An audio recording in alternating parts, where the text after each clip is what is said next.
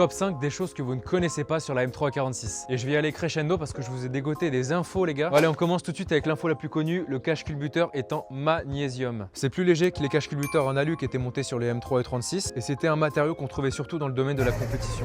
Deuxième info un peu moins connue que la première, la M346 fait 343 chevaux à 8000 tours minute, ça fait 106 chevaux au litre. Et pour son époque, c'était le 6 cylindres atmosphérique avec le plus de puissance au litre. Troisième info, celle-là elle est souvent connue seulement par les propriétaires de M346, c'est le contour intelligent. En fait, les voyants jaune-rouge du compteur sont pas décoratifs. Ils sont pilotés par le DME MSS54, le calculateur d'origine de la M346, qui limite en fonction de la température de l'huile, le régime moteur et l'avance à l'allumage. Et c'était une première pour une BMW de série. Plus tard, on a retrouvé ça par exemple sur la M392 et sur quasiment toutes les M. Quatrième info, celle-là franchement si vous la connaissez, vous avez vraiment un problème, il faut vraiment vous la procurer. Les bielles étaient polies et équilibrées chez BMW et ça en fait tout simplement ça garantissait une montée en régime parfaite, digne d'un moteur de course et c'était super rare d'avoir ce genre de procédé sur un moteur qui a été proposé en 80 000 exemplaires. Dernière info, celle-là mais moi je la connaissais pas, l'alternateur du S54 est piloté par le DME en fonction du régime. Et qu'est-ce que ça veut dire? Concrètement, quand on monte dans les tours, le MSS54 va réduire la charge imposée sur l'alternateur pour monter plus haut dans les tours et à contrario, quand on est dans les bas tours, il va augmenter cette charge pour recharger la batterie. C'est une technologie encore qui était ultra rare et montée chez quasiment aucun constructeur pour l'époque. Et c'est une sorte de précurseur de l'efficient dynamique qu'on a vu apparaître plus tard